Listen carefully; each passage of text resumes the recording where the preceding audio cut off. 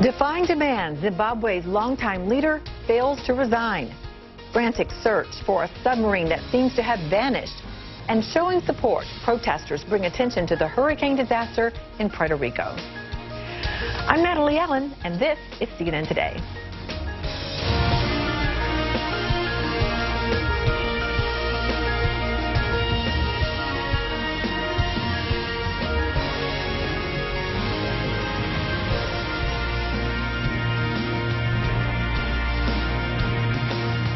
Filling in for Michael and Amra, thanks for joining me. Our top story: Zimbabwe's longtime president is keeping the world guessing and keeping his country on edge.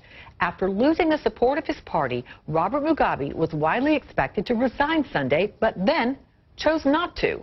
Instead, he said the country needs to get back to normal, and he announced plans to oversee an upcoming event. None of this is going over well with his party, which says he needs to step aside soon or face impeachment. The deadline for that ultimatum is now about 10 hours away, and Mr. Mugabe remains under house arrest. CNN's David McKenzie has been tracking the turmoil from the Zimbabwean capital.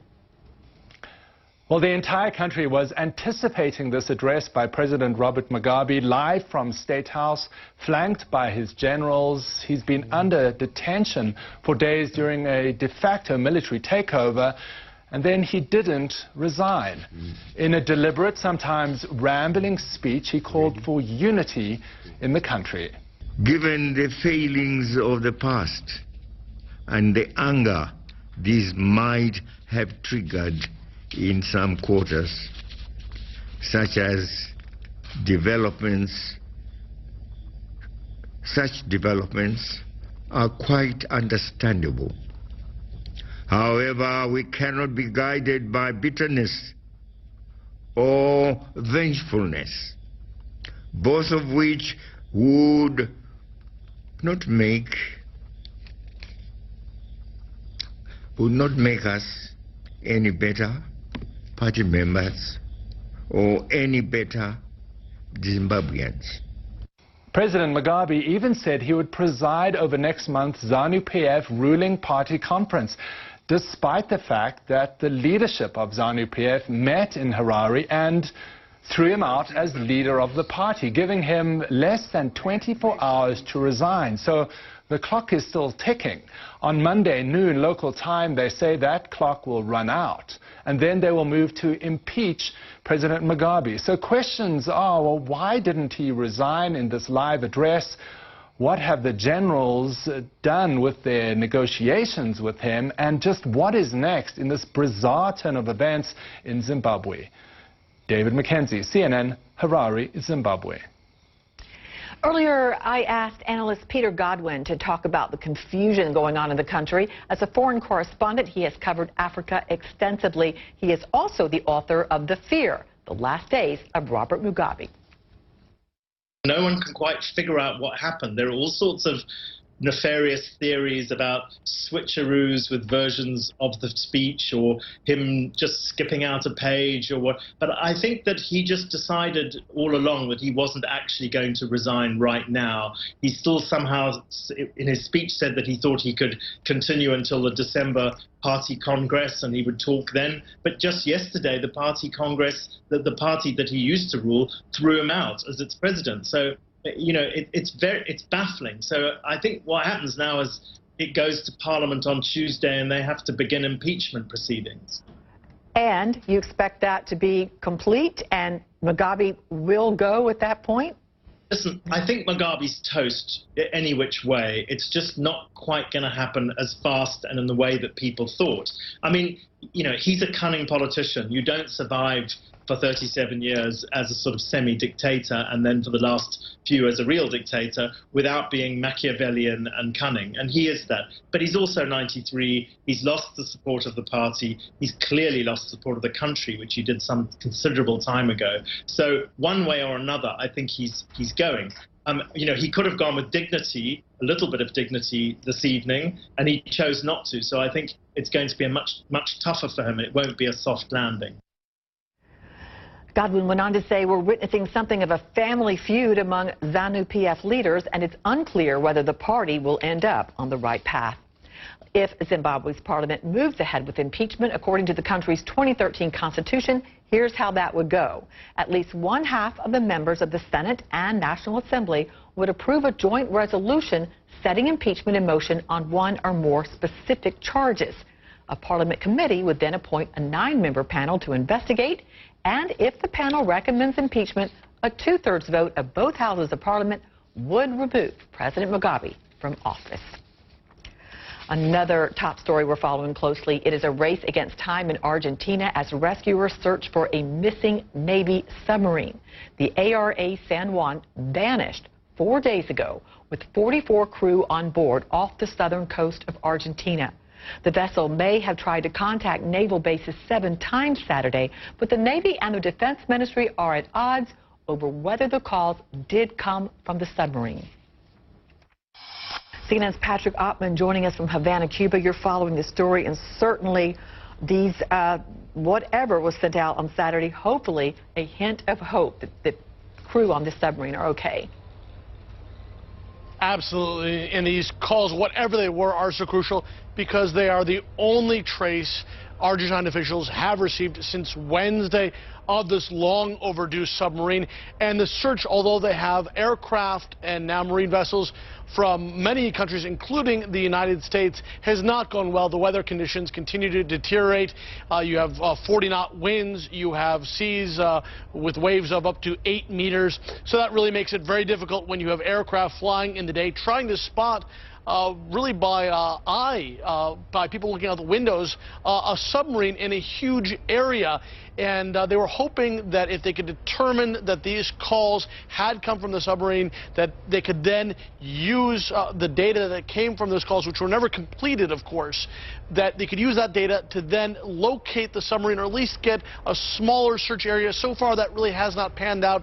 And the satellite telephone company Iridium, which has a device on board, says that they have checked at the behest of the Argentines and that their device, the communications equipment that they have aboard the submarine, was not used, has not been used since Wednesday, when, of course, was the last time the submarine was seen. So it's possible there could be other devices aboard. We don't know that yet. We're waiting for Argentine officials to come out and confirm that or say that no, it was only the Iridium device, which would mean that the calls did not come from the submarine and would really put this search back to square one.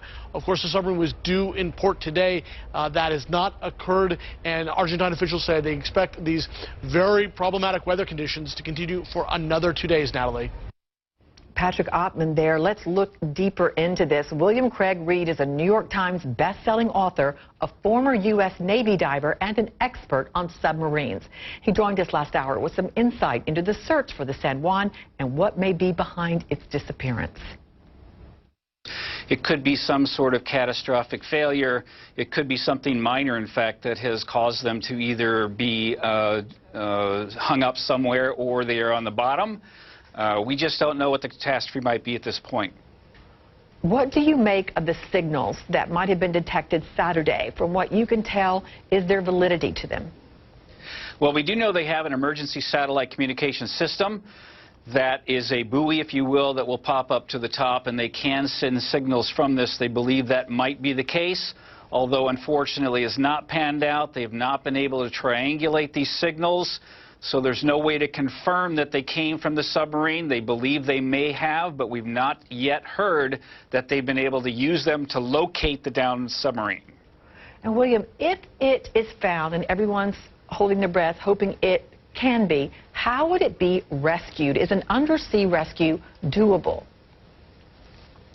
It is. Now, fortunately, in writing my next book, Spies of the Deep, visited the Undersea Rescue Command recently. I've spent quite a bit of time searching for information on this over the past few years.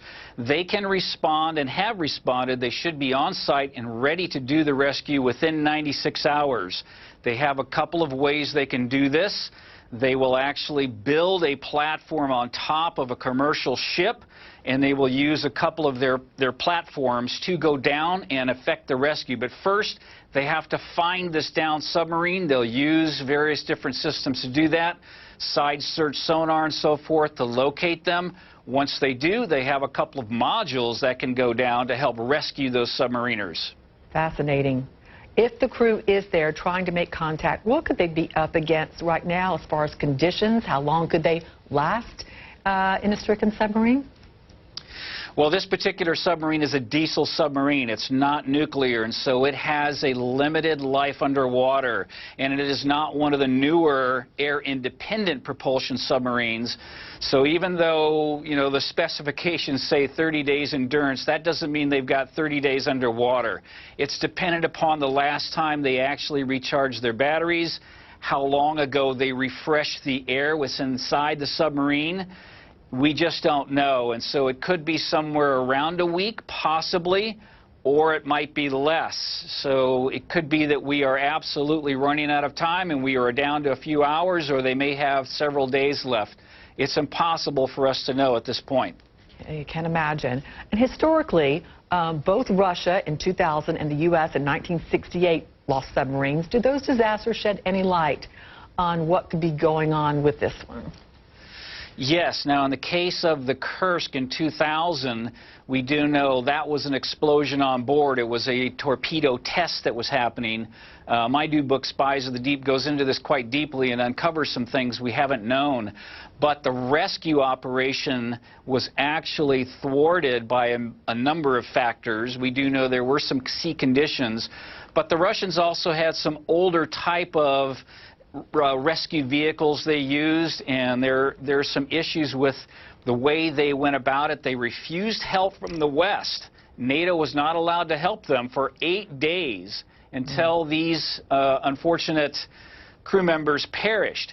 The other problem we're going to face is if this submarine has flooding, what will happen is the pressure will increase inside the submarine to the point where you can't then affect a rescue. The pressure differential will be too high and you can't mate properly. So we hope there's no flooding in the submarine, because that could impair this rescue operation. We'll be staying on that one very closely. European Union Foreign Policy Chief Federica Mogherini is expected to hold talks in Myanmar on the Rohingya crisis in the day ahead. Mogherini and a delegation of foreign ministers toured Rohingya refugee camps in Bangladesh Sunday ahead of the trip. Mogherini defended Myanmar's leader, Aung San Suu Kyi, who has been sharply criticized for not condemning the persecution of Rohingya. You can ask different people around the world if they trust the leadership. The point is that we have to deal with what is there.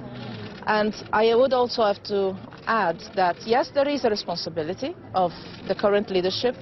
There is also the difficult situation of a young democracy that just a few years ago entered a complicated process itself.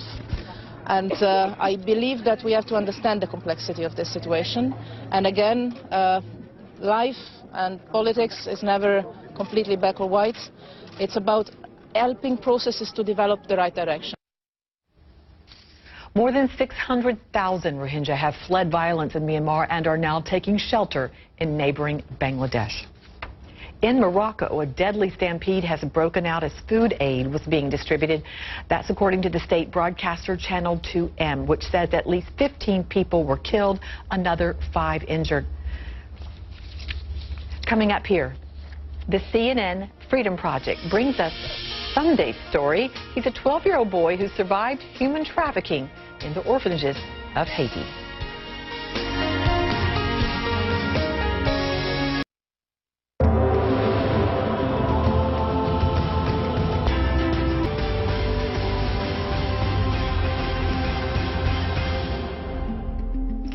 The CNN Freedom Project begins a 4-part series today on Haiti. The focus of part 1 is the trafficking of children to orphanages where they often suffer terrible abuse. Michael Holmes has one child's story. 12-year-old Sondi celebrates every day of his freedom. He's a survivor of a little-known form of human trafficking that is widespread in Haiti, trafficking to orphanages. When I was in the orphanage, the man beat us. My hands were swollen, he says. I didn't like it there at all. Sondi's nightmare began in 2010 when his family lost their home in Haiti's devastating earthquake. They were still living in a shelter 4 years later when his father died. His mother says she was left struggling to provide for Sondi and his 2 younger brothers. That's when a so-called child finder offered free food, shelter and a better life for her children in an orphanage. I thought it was a good place, she says. He told me he would put them in school. They were lies. Sondi and his brothers lived there for 2 years before it was cited as one of the worst orphanages in the country and shut down by the government agency that oversees Haiti's orphanages. I thought they were living well, she says, and yet they were living under horrible conditions.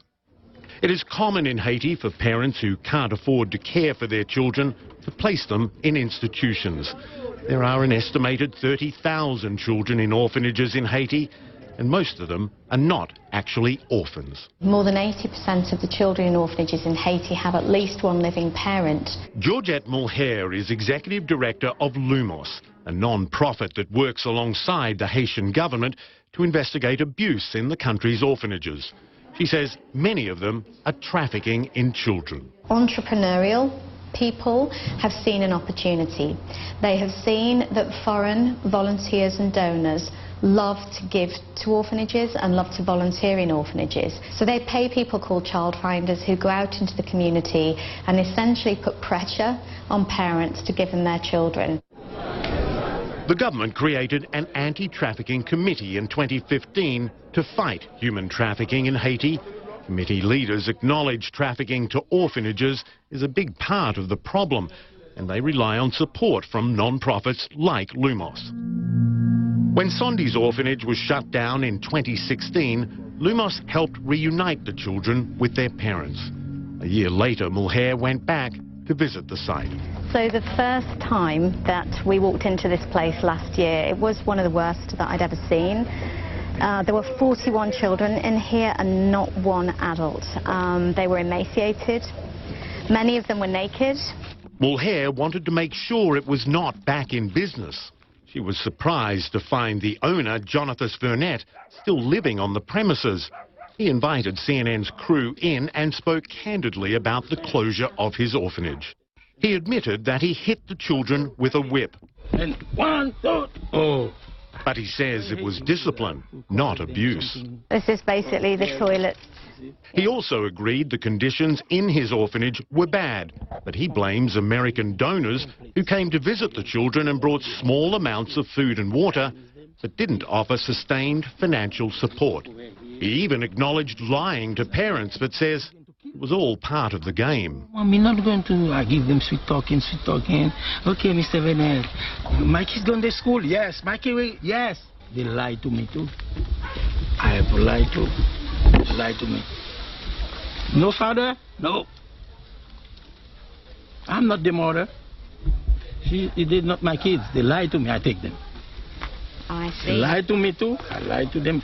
If you lie to parents in order to bring a child into an orphanage, okay? And if you then get some money or help or goods from foreigners, okay? According to international law and according to Haitian law, that is trafficking. You have trafficked those children. Yeah, I know it's not something like the way you say it. Vernet doesn't see it that way at all. And Haiti's anti-trafficking officials say his response is very common. Some people don't even realize that they're committing a crime. So we have a vigorous campaign of awareness to start to change attitudes. He says the practice is so normalized, oftentimes the traffickers don't know they're traffickers, and the victims don't know they're victims. But Sondi knows that what happened to him was wrong. When I'm with my mum, I have everything, he says. When I was in the orphanage, I didn't have anything. Today, Sondi is back in school. He dreams of a bright future as a school teacher so he can be a mentor to younger children. I want to be somebody, he says simply. And now he has that chance. Michael Holmes, CNN. How about that one? Coming up tomorrow on our latest CNN Freedom Project series, many of Haiti's orphanages are trafficking in children, and one pastor is making strides to stop them. Take a look. Pastor Reginald Celestin runs a ministry in a poor community outside Port-au-Prince. He used to support orphanages, but today he's on a mission to close them. It's not been easy. You cannot just take a kid from an orphanage and bring it back to the parent if you don't provide some sort of financial support to that parent in order to not send the kids back to another orphanage. Join us tomorrow to find out what progress the pastor has made in reuniting children with their families. It's part of CNN's Freedom Project series all this week here on CNN. Cries of no to slavery rang out on the streets of Paris as hundreds marched on the Libyan embassy Saturday to demand action following CNN's exclusive report shining a light on the buying and selling of African migrants in the country. At one point, tear gas was deployed on the protesters. Here's part of the CNN report from Arnema El Bagher that sparked the demonstration. 700? 800. The numbers roll in. These men are sold for 1,200 Libyan pounds, $400. Protesters at the Paris rally could barely contain their anger. It feels like we're going backwards to 4 centuries ago. We have to mobilize. We can't let this kind of thing happen.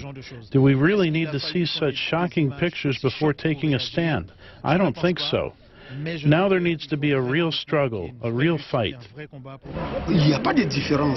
There is no difference between human beings, black people, white people, Arabs. Everybody is the same. It's the same blood in our veins. So why are we putting Africans in cages in Libya? How can it be that in the 21st century, we're selling human beings like merchandise? I cannot get my head around that. How could it be indeed? Libya's government says they have launched an investigation, and the chairman of the African Union condemned the barbaric practice, releasing this statement. On behalf of the African Union, I express my outrage at the despicable trade of migrants currently taking place in Libya and strongly condemn this practice of another age. We turn to Puerto Rico now. Hundreds of demonstrators have held a unity march in Washington to send a very clear message. Don't forget about Puerto Rico. The U.S. territory is still struggling to restore electricity and water service 2 months after Hurricane Maria. Many marchers accuse the government of treating Puerto Rico differently than the hurricane-damaged states of Florida and Texas. I think had it been anywhere else, it wouldn't be in the situation that it's not, unfortunately, you know. But things like water, simple thing as water, get them filters. That's a big thing. The people from the island are Americans. They have rights just as much as anybody else, on top of just simple human rights. So, I don't know. It's just very frustrating. What needs to happen is that this House, the House of Representatives, the Senate, but in particular the President of this country, need to understand that we are people that need to be treated like humans, and they are not doing that. 2 months after the huge storm, half of Puerto Rico remains without power, and food and supply distribution is still a major problem. We are following reaction from U.S. President Donald Trump after the father of one UCLA basketball player downplayed Mr. Trump's role in the release of his son and 2 others who were arrested in China. On Twitter, the U.S. president said, now that the 3 basketball players are out of China and saved from years in jail, LeVar Ball, the father of LiAngelo, is unaccepting of what I did for his son, and that shoplifting is no big deal. I should have left them in jail. That response comes after Ball suggested during an ESPN interview that Mr. Trump had little to do with the matter. Well, this Thursday, millions of Americans will sit down for a huge feast, Thanksgiving. A large roasted turkey, mashed potatoes, gravy, all kinds of stuff will be served, but 2 lucky turkeys won't be on those tables. They arrived at a Washington hotel and will skip being the main course at those festivities. President Trump is set to pardon them on Tuesday, a White House tradition. And the White House shared a second photo of the birds enjoying their new beds. Now that is fancy. They'll eventually join last year's pardoned turkeys at the Gobbler's Rest exhibit in Virginia. Who knew? Finally, Queen Elizabeth and her husband, Prince Philip, are celebrating 70 years of marriage. Buckingham Palace released new portraits of the royal couple who have reached the platinum milestone. Their wedding on November 20th, 1947, captured the world's attention, and he has rarely left the Queen's side during her 65-year reign. Both are in their 90s, Queen Elizabeth, 91, Prince Philip, 96. And now they hold the record for having the longest royal marriage in British history. Perhaps a second honeymoon is in store. Thanks for watching. I'm Natalie Allen. World Sport coming up, plus your headlines right after a short break.